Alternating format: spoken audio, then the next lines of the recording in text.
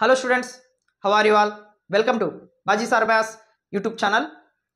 AP డిఎస్సికి సంబంధించి notification release అయినప్పటి నుంచి ఏదో ఒక గందరగోళం అనేది వస్తూనే ఉంది.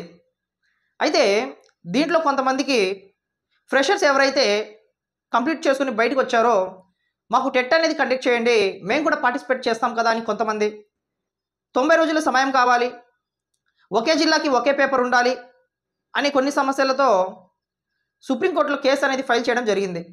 సో అదంతా మీ అందరికీ తెలిసిందే. ఈరోజు ఏం జరిగిందంటే మనకి ఆ కోర్టు కేసు అనేది హియరింగ్కి వచ్చింది.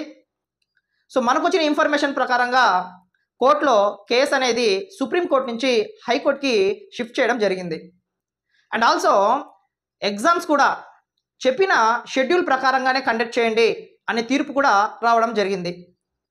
డిఎస్సికి సంబంధించి ఎంతోమంది అభ్యర్థులు అట్లీస్ట్ కోర్టు కేసులో అయినా కూడా మనకి అనుకూలంగా వస్తుందేమో, ఎవరైతే మెజారిటీ పీపుల్ ఉన్నారో ఇబ్బంది పడుతున్నారో సో వాళ్ళందరికీ అట్లీస్ట్ 90 రోజుల సమయం అయినా వస్తుంది, జిల్లాకి ఒకే పేపర్ అయినా కండక్ట్ చేస్తారేమో అని ఎన్నో ఆశలతో ఎదురు చూస్తున్నారు. సో వాళ్ళందరికీ కూడా చేదు అనుభవమే ఎదురైందనుకొని చెప్పుకోవాలి.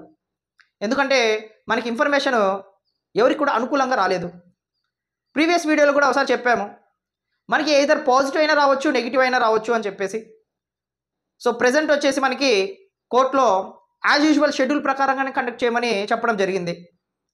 సో కాబట్టి మనం చేయాల్సింది మనం చేసాము, ఇంకా మన చేతుల్లో ఏమీ లేదు అని అనుకొని చాలామంది అభ్యర్థులు ప్రిపరేషన్ అనేది ఒకసారి రివిజన్కైనా చూసుకోవాల్సిందిగా ప్రతి ఒక్కరికి. ఇప్పటిదాకా చాలామంది ఈ ధర్నాలు ఈ గందరగోళంలోనే ఉన్నారు. టైం అనేది ఇంకా ఎక్కువ కూడా లేదు. అట్లీస్ట్ ఒకసారైనా ప్రతి ఒక్కరు కూడా ఇంకా హోప్స్ అనేది పక్కన పెట్టేసి ఒకసారి చూసుకుంటే అట్లీస్ట్ మనము అటెంప్ట్ చేయడానికైనా అప్లై చేసినందుకు ఇబ్బంది లేకుండా ఉంటుందనేది నా పర్సనల్ ఒపీనియన్. కాబట్టి ప్రతి ఒక్కరు కూడా ఇంకా ఆలోచించి నిర్ణయం అనేది తీసుకోండి.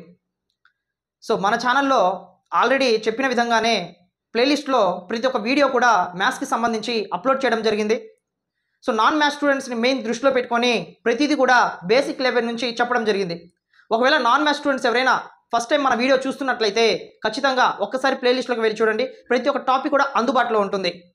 సో వీడియోని ఫస్ట్ టైం చూసే వాళ్ళు తప్పకుండా మన ఛానల్ని సబ్స్క్రైబ్ చేసుకుని ఫాలో అవ్వండి. ఫర్దర్గా ఎలాంటి వీడియో కూడా మీరు మిస్ అవ్వకుండా ఉంటారు. ఎలాంటి ఇన్ఫర్మేషన్ అయినా కూడా ఇన్ టైంలో మీ దాకా తీసుకురావాలి. ఇక్కడ చేసిన వీడియో మీ దాకా రావాలి కదా, అందుకని చెప్పేసి సబ్స్క్రైబ్ చేసుకుంటే ప్రతి ఒక్క అప్డేట్ కూడా మీకు ఇన్ టైంలోనే మీ దాకా చేరుతుంది. వీడియోని లైక్ చేయడం చాలా మంది మర్చిపోయి ఉంటారు. వీడియోని లైక్ చేసి వెళ్ళండి. నెక్స్ట్ వీడియోలో మళ్ళీ మీట్ అవుదాము. Thank you so much.